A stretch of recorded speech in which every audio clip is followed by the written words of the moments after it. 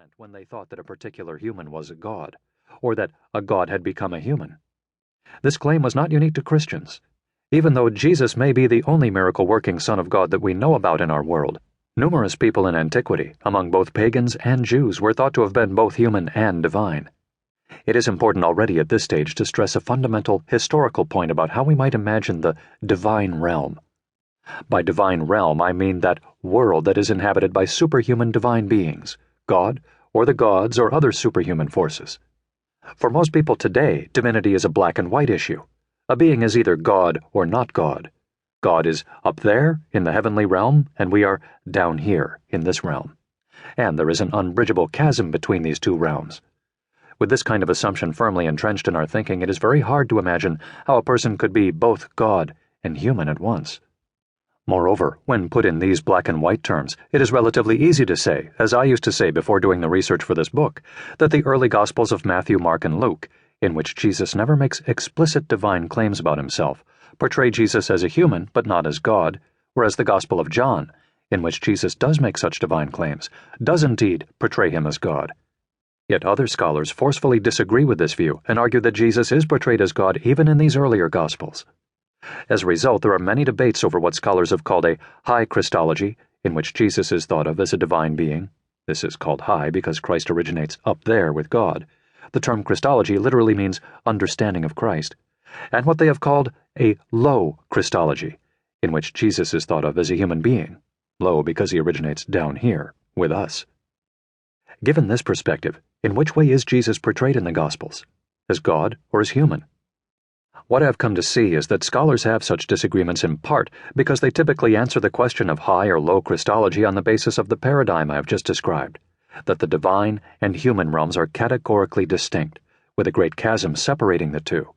The problem is that most ancient people, whether Christian, Jewish, or pagan, did not have this paradigm. For them, the human realm was not an absolute category separated from the divine realm by an enormous and unbridgeable crevasse. On the contrary, the human and divine were two continuums that could and did overlap.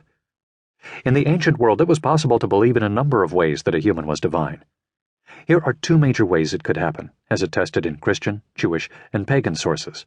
I will be discussing other ways in the course of the book. By adoption or exaltation.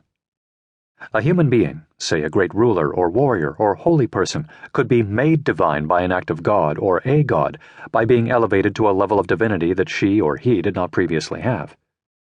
By nature or incarnation. A divine being, say an angel or one of the gods, could become human, either permanently or more commonly temporarily.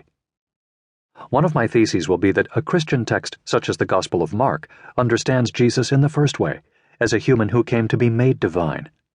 The Gospel of John understands him in the second way, as a divine being who became human. Both of them see Jesus as divine, but in different ways. Thus, before discussing the different early Christian views of what it meant to call Jesus God, I set the stage by considering how ancient people understood the intersecting realms of the divine and the human. In Chapter 1, I discussed the views that were widely held in the Greek and Roman worlds outside both Judaism and Christianity. There we will see that indeed a kind of continuum within the divine realm allowed some overlap between divine beings and humans, a matter of no surprise for readers familiar with ancient mythologies in which the gods became, temporarily, human, and humans became, permanently, gods.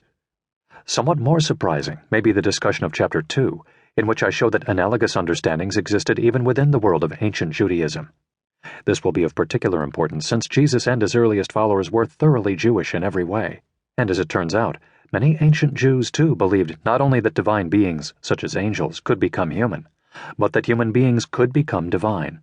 Some humans were actually called God. This is true not only in documents from outside the Bible, but also, even more surprising, in documents within it.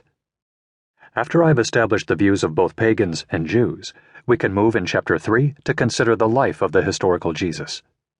Here my focus is on the question of whether Jesus talked about himself as God. It is a difficult question to answer, in no small measure because of the sources of information at our disposal for knowing anything at all about the life and teachings of Jesus. And so I begin the chapter by discussing the problems that our surviving sources, especially the Gospels of the New Testament, pose for us when we want to know historically what happened during Jesus' ministry.